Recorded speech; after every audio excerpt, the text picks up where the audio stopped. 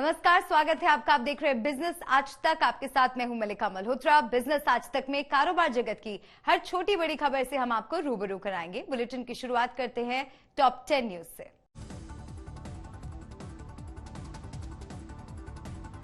बीते कुछ वर्षों में कई स्टार्टअप्स के यूनिकॉर्न बनने के साथ ही स्टार्टअप सेक्टर ने बीते 5 साल में 6.5 लाख लोगों को दी नौकरियां। DPIIT सेक्रेटरी ने दी जानकारी। ओमिक्रॉन की वजह से इंडिया रेटिंग्स एंड रिसर्च ने घटाया जनवरी मार्च का GDP अनुमान। पहले के 6.1% के विकास दर अनुमान को घटाकर किया 5.7%। तीसरी लहर के असर से कंपनियों ने सोशल डिस्टेंसिंग के लिए कर्मचारियों की शिफ्ट बढ़ाई। शिफ्ट बढ़ाने और कर्मचारी घटाने से कंपनियों के उत्पादन में आई कमी। ओमिक्रॉन के कहर के बीच बीते कुछ दिनों में ग्रोसरी जैसे जरूरी सामानों की ऑनलाइन बिक्री बढ़कर दोगुनी हुई। बाकी कैटेगरीज में ऑनलाइन बिक्री 10 से 15% बढ़ी।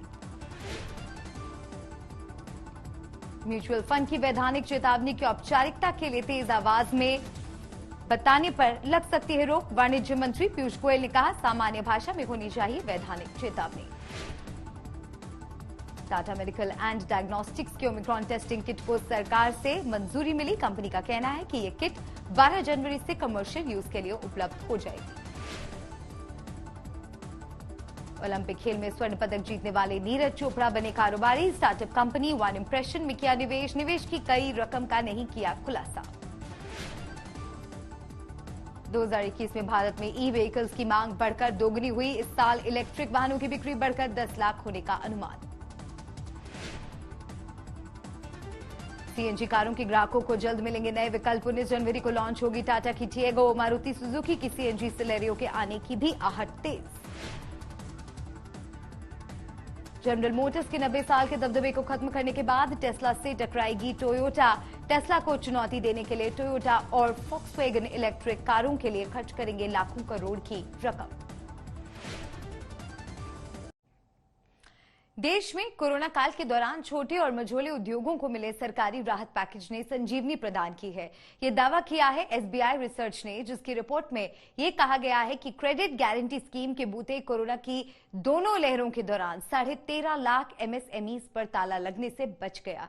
यही नहीं, इसके असर से 1.5 करोड़ कर्मचारियों की नौकरी भी बच गई, जिससे उनके परिवार के सामने रोजी रोटी का संकट खड़ा नहीं हुआ।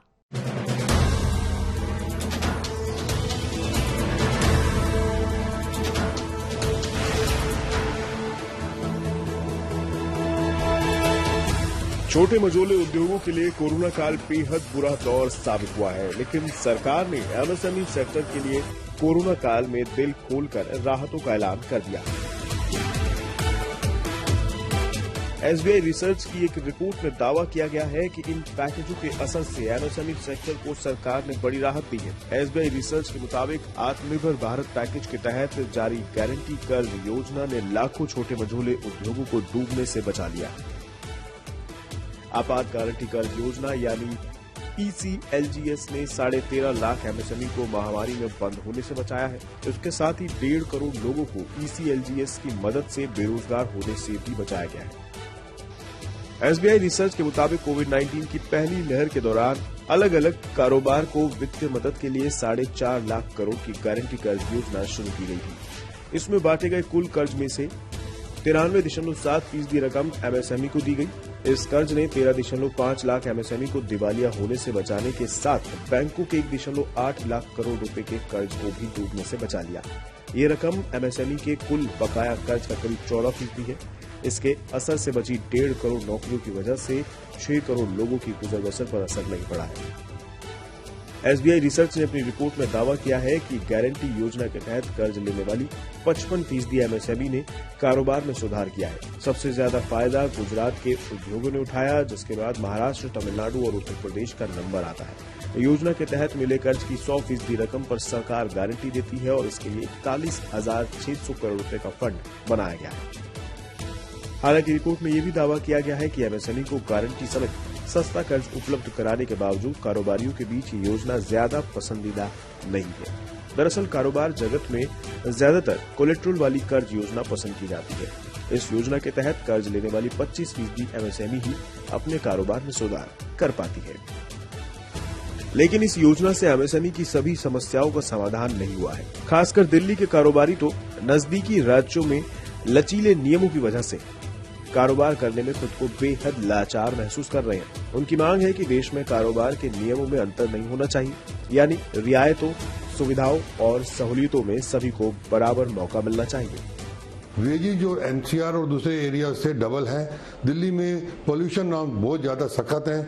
दिल्ली में इलेक्ट्रिसिटी टैरिफ डबल है और भी दिल्ली की इतनी रूल्स एंड रेगुलेशन इतने टाइट हैं कि दिल्ली की इंडस्ट्रीज में काम चलना ऑलमोस्ट नामुमकिन सा होता चला जा रहा है। इसके लिए गवर्नमेंट को स्पेशल पैकेज निकालने चाहिए, स्पेशल इंसेंटिव देने पड़ेंगे, स्पेशल कंपनसेशन देनी पड़ेगी और वेजेज और इलेक्ट्रिसिटी नॉर्म्स में स्पेशल रिबेट देनी चाहिए। पूरे कंट्री का जैसे वन नेशन वन टैरिफ का रूल लागू करना चाहिए।